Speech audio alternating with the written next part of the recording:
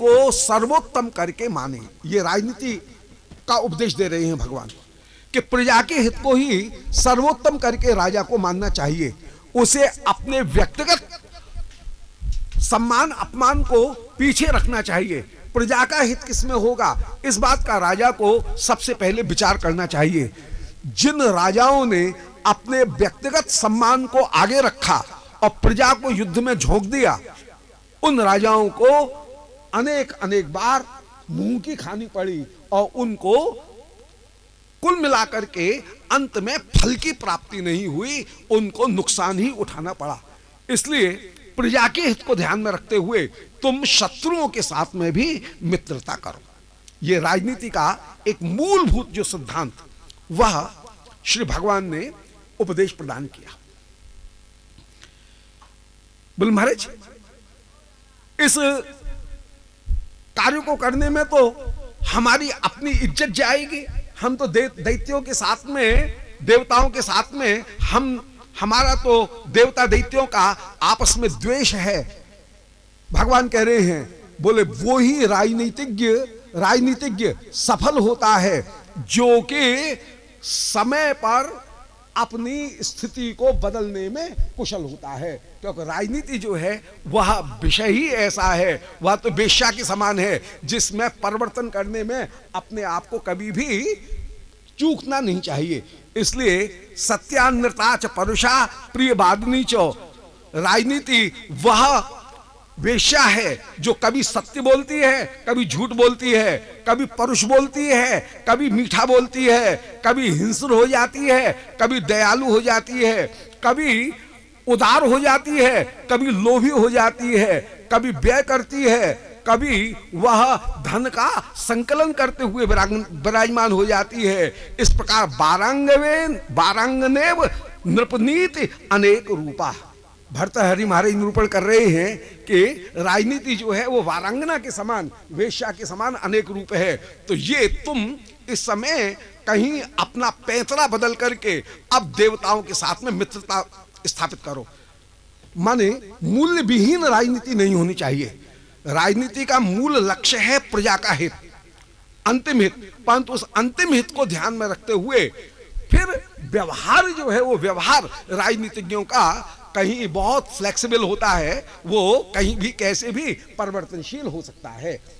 इस व्यवहार को अपनाते हुए तुम जाओ, क्योंकि अरे ओपि ही संदेहा सत्य कार्यार्थ गौरवे। कभी कार्यार्थ गौरव होने पर शत्रु के साथ में भी मित्रता कर ली जाती है। जैसे अहि मूषक बद्देवा, एक सपेरा था, सपेरा, उसने किसी सांप को पकड़ करके रखा पिटार में बंद करके अपनी कुटिया में। अब एक चूहा आए, धम्म धम्म ऊपर कूदे और भाग जाए। सांप ने मन में विचार किया कि लो, आज पिटार के भीतर बंद हैं, तुम्हारा बैरी तुम्हारे माथे के ऊपर नाच रहा है, अब इसे कैसे मारना चाहिए? बोले पैंतरा बदलना चाहिए।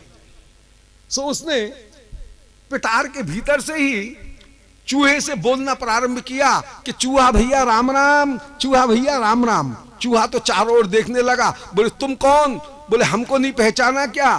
तुम जिनको अपना बैरी मानते हो, हम वही सांप हैं।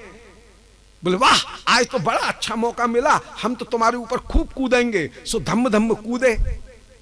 चूहा बोला अजी आप कूदो चाहे फांदो, हमको तो लग नहीं रही है, हमको तो बड़ी कलक आ रही है। बोले क्या? बोले ये है नए बांस की पिटार और इसमें अभी फांस निकली हुई हैं, और हाय कोई फांस तुम्हारे चरणों में लग गई तो हाय कैसी होगी, बड़ा कष्ट होगा तुमको। बोले ओहो, तुमको बड़ी कलक आई, बड़ा दर्द हुआ? बोले अजी दर्द की बात बता रहे हो, आज की घटना ही बताएं। आज सुबह का समय था, प्रातः काल का, और उस समय जब धुंध फैली हुई थी, हम एकाएक जागे, कुछ जाग रहे थे कि जन सो रहे थे। हमने देखा एक अपूर्व प्रकाश सा उत्पन्न हुआ है, और उस प्रकाश में से एक आवाज आई कि अरे सांप, तूने चूहे के साथ में बड़ा द्वेष भाव रखा है, ले उसका परिणाम भोग, तू यहां जेल में पड़ा हुआ है पिटार के भीतर। हम तो घबरा गए, कह रहे हैं हे प्रभु आप कौन हो, कौन बोल रहे हो, अब मैं क्या करूं, मुझे बचाओ बचाओ, मैं आपकी शरण हूं। बोले मेरी शरण ग्रहण करने से काम नहीं चलेगा, तूने जिसका अपराध किया है उन चूहे महाराज की शरण ग्रहण कर। सो तब से हृदय में भक्ति का समुद्र लहर ले रहा है कि कब चूहे महाराज मिले और कब उनके चरणों की वंदना करें। सो आप इस समय हमारे ऊपर कृपा करो, बस हम तो आपकी शरण है, शरण। बोले ओहो ऐसे भक्त हो तुम, क्या चाहते हो? बोले चाहते ये हैं कि अपनी छोटी छोटी दंतावली से इस बांस की पिटार में जरा सा छेद कर दो, फिर हम बाहर निकलते हैं, फिर देखिए हम आपकी सेवा करते हुए खबरदार खबरदार करते हुए फण ऊंचे करके आगे चलते हैं, देखते हैं कौन तुमको रोक जाए। तुमको जिस बनिया के गोदाम में जाना हो वहां आनंद से अन्न खाना, जितना खाना हो हम पहरा देंगे, किसी को आपके पास में भटकने भी नहीं देंगे। आपको अब भयभीत होकर के भाग दौड़ करने की आवश्यकता नहीं है। ये तो आ गया लोभ में, आ गया बातों की लपेट में, और बांस की पिटार में चूहे ने जो जरा सा छेद किया, सर्प तो तुरंत निकला और इसने चूहे को ही दबा दिया। चूहा बोले ये क्या कर रहे हो? बोले हम कोई बुरा काम नहीं कर रहे हैं, हम तो अपना नैसर्गिक भोजन प्राप्त कर रहे हैं। विधाता ने तुमको हमारा भोजन बनाया, हम कोई अधर्म नहीं कर रहे हैं, हम तो अपने धर्म के अनुसार, अपनी प्रकृति के अनुसार अपना भोजन ग्रहण कर रहे हैं। इसी प्रकार तुम लोग पहले पैतरा बदल करके प्रजा के हित को सामने रख करके प्रजा के हित के लिए समुद्र में से अमृत मथो। भगवान झूठ बोलने का आदेश नहीं दे रहे हैं, झूठ की पैरवी कर रहे सो बात नहीं है, हित की बात ही बता रहे हैं। बोले पहले तो समुद्र में से अमृत निकालो, यदि देव दैत्य कभी छल करें तो छल करने पर अमृत उसको देने का प्रयत्न करना जो अमृत का अधिकारी है। जो अमृत का अधिकारी नहीं है, ऐसे अनधिकारी व्यक्ति के पास में राष्ट्रीय सकल उत्पाद नहीं जाना चाहिए। जो अधिकारी व्यक्ति है उसके पास में ही धन का समुचित उपयोग होना चाहिए। जो उसका अधिकारी है उसको सम्मान प्राप्त होना चाहिए। ऐसे भगवान ने नीति का उपदेश प्रदान किया। कहा बोले देखो, एक लोभ मत करना और एक क्रोध मत करना। मंदराचल को रई बनाओ, बासुकी सर्प को डोरी बनाओ और मेरी सहायता से तुम अमृत प्राप्त करने में समर्थ होगे। श्री देवता दैत्य उस समय मिले हैं, मंदराचल को उखाड़ लिया और जो कंधे पर रख करके ले चले। अब सोने का पर्वत कंधे से फिसला, हजारों देवता दैत्यों का चूरा कर दिया है। उस समय सबने भगवान का स्मरण किया। भगवान बोले जाओ रे जाओ, तुम पे जरा सा पहाड़ भी नहीं उठा। आपने बाएं हाथ से उठा करके श्री पर्वत को, मंदराचल को गरुड़ के इस कंधे के ऊपर रख दिया। पांचरात्र दर्शन में श्री वासुदेव परतत्व होकर के विराजमान, उन वासुदेव की अनंत शक्तियों का की संकलित स्वरूप हैं श्री देवी इच्छा शक्ति। प्रथम स्फुरण जो है वो श्री देवी होकर के विराजमान। श्री देवी जो हैं उन श्री देवी के द्वारा ही संकल्प शक्ति, क्रिया शक्ति और भूत शक्ति, ये तीन शक्तियां श्री देवी के द्वारा प्रकट होती हैं। इनमें संकल्प शक्ति हैं श्री सुदर्शन, क्रिया शक्ति हैं श्री गरुड़ और भूत शक्ति हैं त्रिगुणात्मिका माया। इस प्रकार श्री गरुड़ कोई सामान्य वस्तु नहीं है, गरुड़ भगवान की क्रिया शक्ति होकर के विराजमान। इसलिए एक पर्वत को गरुड़ ने आप गरुड़ जी से बोले गरुड़ जी तुम्हारा काम हो गया, अब तुम जाओ। बोले महाराज फिर जरूरत पड़े, बोले चिंता मत करो, हम सब समझ रहे हैं, तुमको अमृत पीने की आवश्यकता नहीं है। हमारी कृपा के द्वारा तुम्हें अमरत्व की प्राप्ति स्वाभाविक रूप में ही पहले से ही प्राप्त हो जाएगी। बल्कि इस अमृत की जो समुद्र से उत्पन्न होगा, उस अमृत की भी रक्षा भी उन्हीं गरुड़ जी ने की। स्कंद पुराण इत्यादि में वर्णन किया गया। और गरुड़ जी ने उस अमृत के कलसे को 12 स्थानों पर रखा।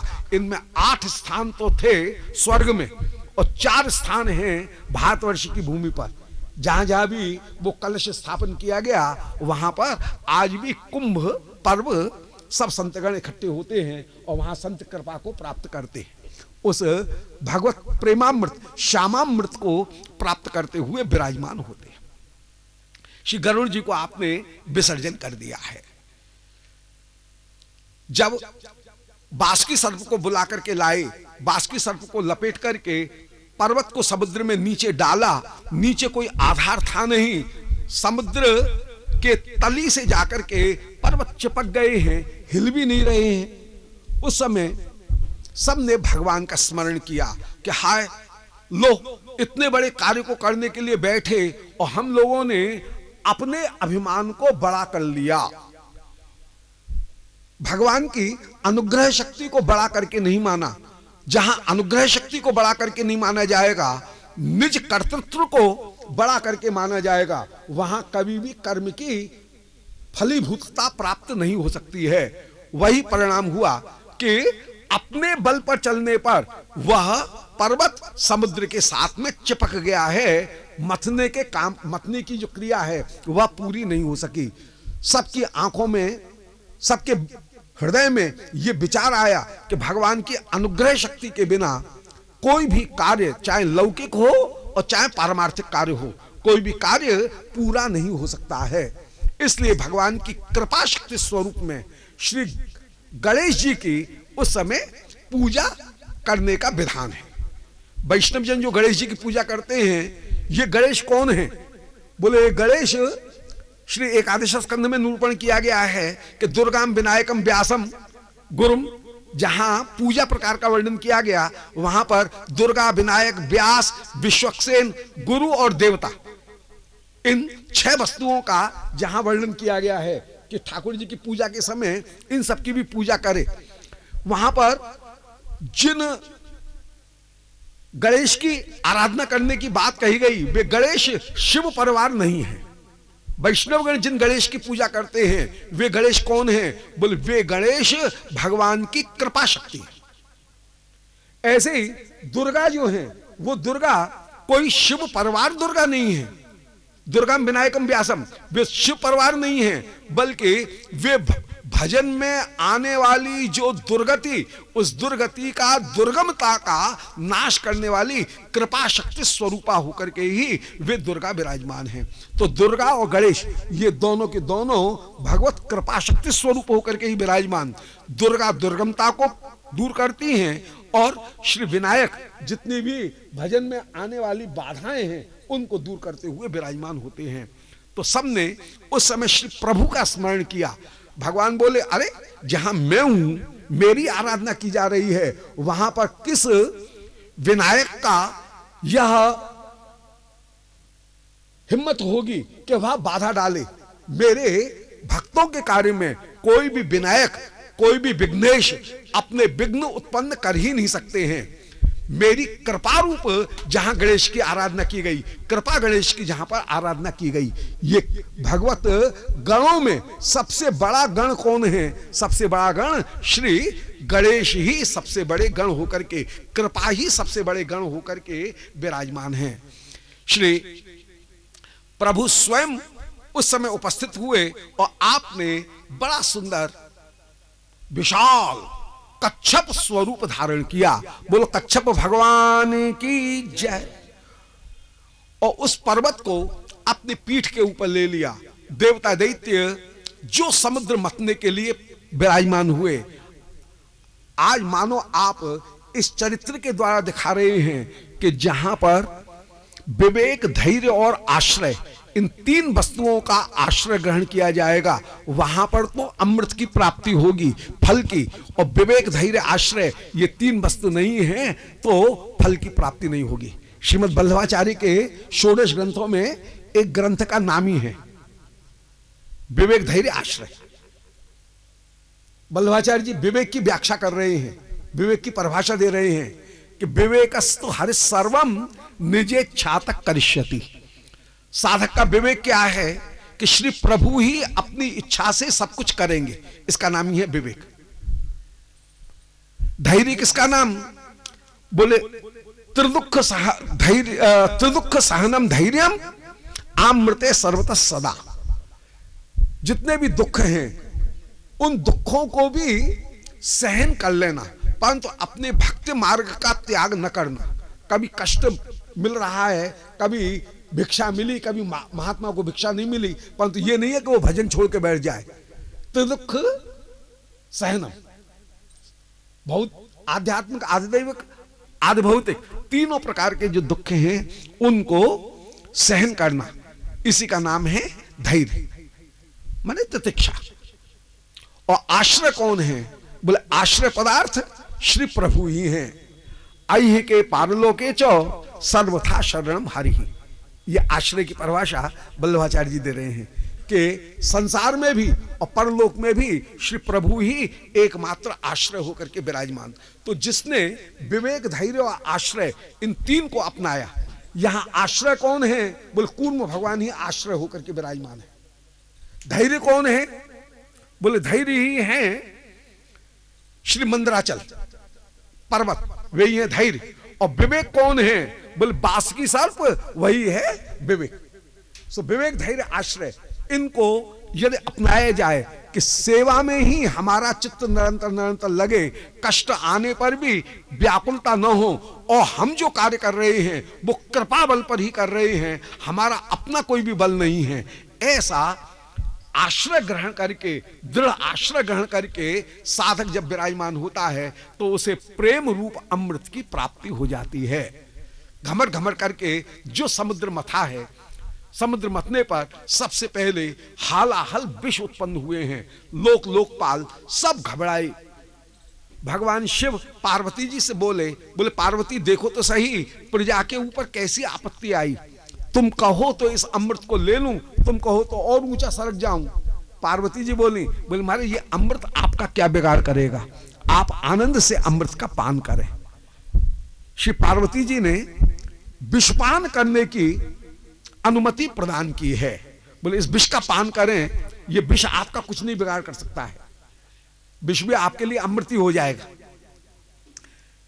कौन ऐसी प्रिया होगी जो अपने प्रिय को विषपान करने की अनुमति प्रदान करे? श्री पार्वती जी ने ये जो अनुमति प्रदान की, अनुमोदन किया, इसमें भगवान शिव की महिमा को बढ़ाना ही एकमात्र लक्ष्य था। विषपान शिव की महिमा का कारण नहीं है, विषपान शिव की महिमा का ज्ञापक मात्र है। एक उदाहरण से बात स्पष्ट हो जाएगी। कोई बंदर किसी टेलीफोन के खंबे के ऊपर जूझ रहा है और खंबे को झुका दे। अब बंदर को देख करके पहले पता नहीं लगता है कि बंदर में इतनी ताकत थी क्या कि खंबे को नीचे गिरा देगा, खंबे को भी मोड़ देगा। परंतु यदि बंदर खंबे को जोड़ता नहीं, झुकाता नहीं, तो बंदर की ताकत सामने नहीं आती। खंबे का टूट जाना या झुक जाना ये बंदर की ताकत का कारण नहीं है। बंदर में तो ताकत पहले से थी, ताकत का कारण नहीं है, वो ताकत का केवल ज्ञापक है। बंदर में जो ताकत थी वो उसके द्वारा केवल सामने प्रकट हो गई। ऐसे ही शिव तो ईश्वर हैं, उनमें तो अनंत शक्ति, परम परम शक्ति विराजमान है। उनकी अहमता का क्या ठिकाना, वे तो परम अहमता होकर के विराजमान। संसार की जितनी भी वस्तुएं हैं उन सबों के वे मूल कारण होकर के विराजमान हैं। संसार की जितनी भी वस्तु, उनको हम वर्णन करेंगे काहे से? बोले वाणी के द्वारा ही प्रकट करेंगे। और वाणी को यदि लिया जाए तो आ से लेकर के हा, इनके बीच में ही सारी वाणी है। जब भी 12 खड़ी शुरू करेंगे सो आ से शुरू करेंगे, और अंतिम वस्तु कौन सी है? शाशा सा हा, हा पर आकर के वाणी समाप्त होती है। और आओ हा के बीच में सब कुछ आ गया। जितनी भी ध्वनियां हैं, जितनी भी वाणी हैं, वो सब आ और हा के बीच में आ गई। इसलिए अहम रूप कौन है? बोले वाणी के द्वारा जिनका विस्तार होता है। इसको ही यदि प्रत्याहार बनाया जाए आ से लेकर के हा तक, तो अहम रूप जो है वो उसकी परम अहमता रूप कौन है? बोले परम अहमता रूप भगवान शिव ही हैं। शिव की ही जो शक्ति, उन शिव की शक्ति को ही आ और हा के बीच में वाणी के द्वारा सब प्रकार से प्रकट करते हुए विराजमान किया जा सकता है। तो जो शिव परम अहमता रूप है, उनकी शक्ति सामने कैसे प्रकट होगी? पार्वती जी मन में विचार कर रही हैं, यदि शिव विषपान करेंगे तब जाकर के शिव की महिमा सामने प्रकट होगी। अतः पार्वती जी ने अनुमति प्रदान कर दी है। भगवान शिव ने पूरे विष के प्रभाव को खींचा, अंजलि में रख करके केशवाय नमः करके जो आप पान कर रहे हैं, आपने उस विष को अपने गले में रखा, आपका गला नीला हो गया। बोलो नीलकंठ भगवान की जय। जगत को मानो ये शिक्षा दे रहे हैं कि भैया कभी कोई विषैली बात सुनो तो उसे बाहर भी प्रकट मत करना, नहीं तो बाहर विष फैलाएगी। उसको अपने पेट में भी मत रखना, भीतर विकार उत्पन्न करेगी। उसे गले के गले में ही रखना, ऐसा उपदेश प्रदान कर रहे हैं। ये परोपकार साधुओं का विभूषण है। आज परोपकार रूपी धुकधुकी भगवान शिव ने मानो धारण की है। श्री शिव ने जब विषपान कर लिया, सब देवता दैत्य भगवान से बोले महाराज अब तो केवल लौनी निकालने का काम है, जो मेहनत का कस का काम था समुद्र मतने का, वो तो आपने कर दिया है। श्री नारायण ने समुद्र को मूल रूप से मथा था, तो आपने कर दिया है। अब बचा हुआ काम तो हम ही कर लेंगे। देवता दैत्य अब मतने के लिए आगे आगे आगे आए हैं। जो देवता दैत्यों ने समुद्र मथा, सबसे पहले हविर्धानी गाय उत्पन्न हुई हैं।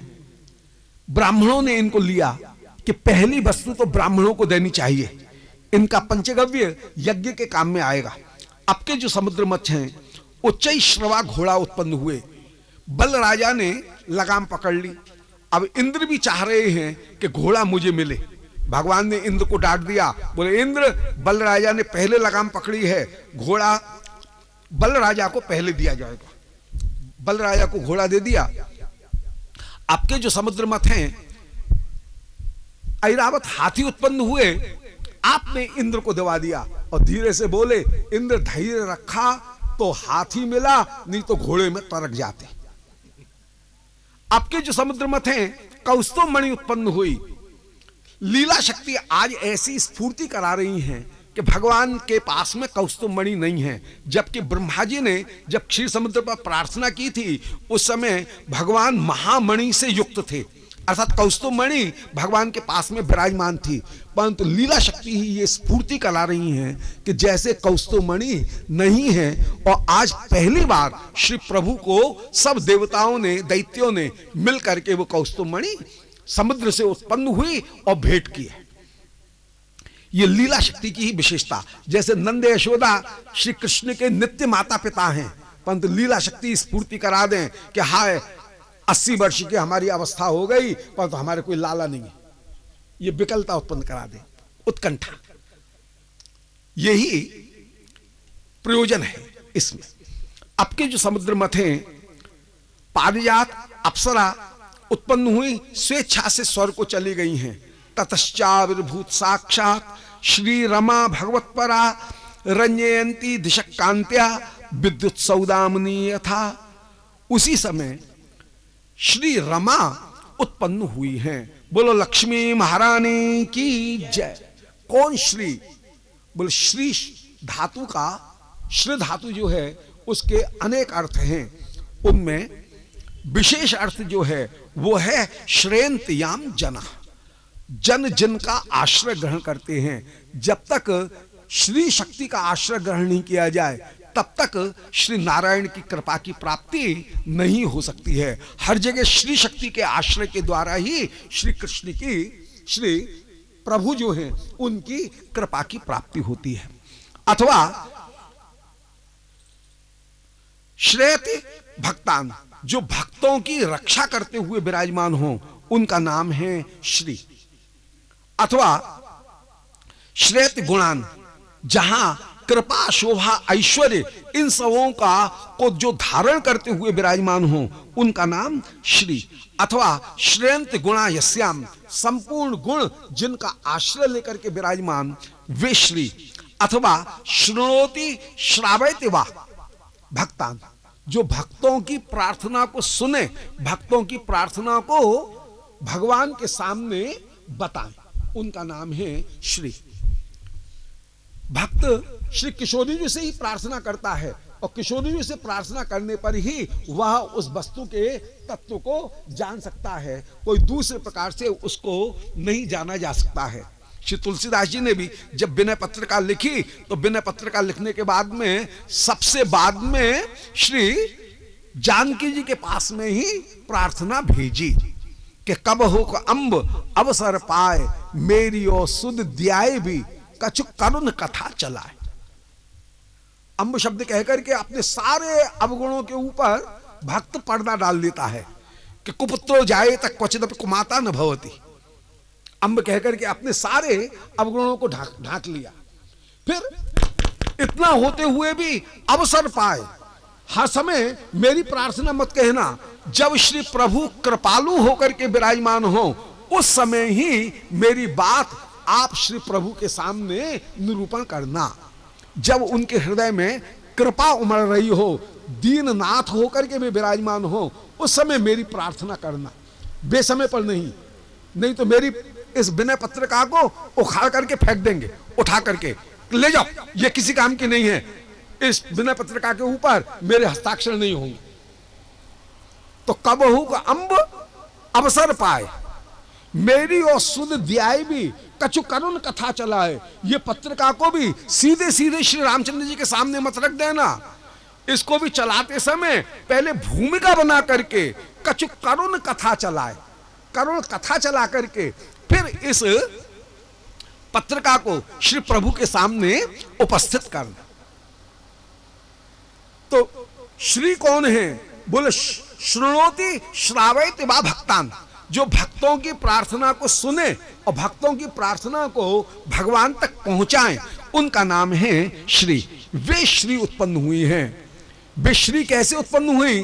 बोले श्री नारायण की परम प्रिया श्री रमा ही दो रूपों में प्रकट हुई, एक श्री के रूप में और एक रमा के रूप में।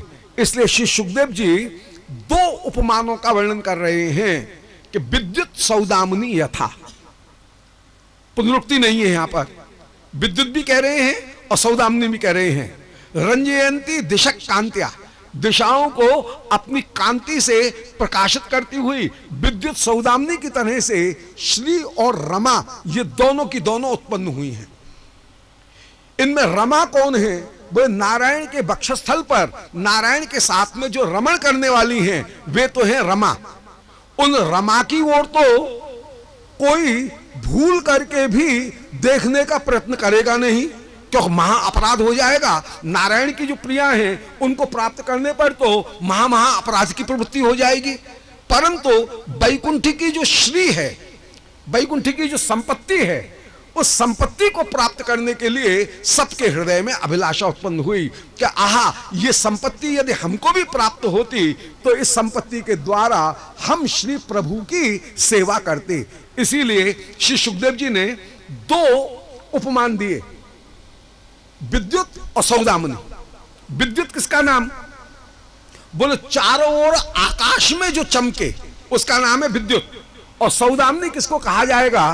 बोले श्री वैकुंठ का स्फटिक मणि का सुदाम नाम करके जो पर्वत, उस पर्वत के ऊपर जो विशेष रूप से चमके उसका नाम है सौदामिनी। तो श्री नारायण के वक्षस्थल रूपी उस दिव्य पर्वत के ऊपर जो चिन्ह होकर के, प्रिया होकर के नारायण के वक्षस्थल पर विराजमान, वे तो हैं रमा, और जिनकी कांति वैकुंठ के वैभव के रूप में विराजमान हैं, वे हैं श्री। उस वैकुंठ की संपत्ति को प्राप्त करने के लिए सब लोगों के हृदय में अभिलाषा उत्पन्न हुई। लक्ष्मी जी बोली, ऐसे काम नहीं चलेगा। सब खुशामदी दौड़े, किसी ने लक्ष्मी जी के लिए चौकी बिछा दी, कोई देवांगनाएं आगे आई हैं, अंग मार्जन किया है, सुंदर वस्त्र धारण कराए हैं, समुद्र ने साड़ी प्रदान की, सुंदर वस्त्र धारण करके, अलंकार आभूषण धारण करके, हाथ में माला लेकर के लक्ष्मी जी जो खड़ी हुई हैं, सब धक्का मुक्की कर रहे हैं। लक्ष्मी जी कह रहे हैं ऐसे नहीं, अपने योग्य अव्यभिचारी पति का वरण मैं स्वयं कर लूंगी। लक्ष्मी जी जो आगे बढ़ी, सामने ही दुर्वासा ऋषि का दर्शन किया। किसी की हिम्मत नहीं इनके आगे आकर के खड़े हो जाएं। लक्ष्मी मन में विचार कर रही हैं कि नूनम तपो यस्य न मन्यु निर्जयः ज्ञानम क्वचित तच्चन संगवर्जितम क्वचिन महान तस्य न काम निर्जयः धर्म क्वचित तत्र न भूत सौहृदम। कहीं तप है दुर्वासा जैसे ऋषि, परंतु इन्होंने क्रोध नहीं जीता है। आगे बृहस्पति जी शुक्राचार्य जी जैसे विद्वानों का दर्शन किया, परंतु इन्होंने आसक्ति नहीं जीती। आसक्त पति भी किसी काम का नहीं, जो संग में फंसा हुआ है। आगे चली ब्रह्मा चंद्रमा जैसे तेजस्वियों का दर्शन किया, परंतु इन्होंने काम नहीं जीता। कामी पति भी किसी काम का नहीं, लक्ष्मी जी ने त्याग कर दिया है। आगे चली बड़े बड़े धर्मात्माओं को देखा, परंतु उनमें दया नहीं है। आगे चली बड़े बड़े राजाओं का दर्शन किया, परंतु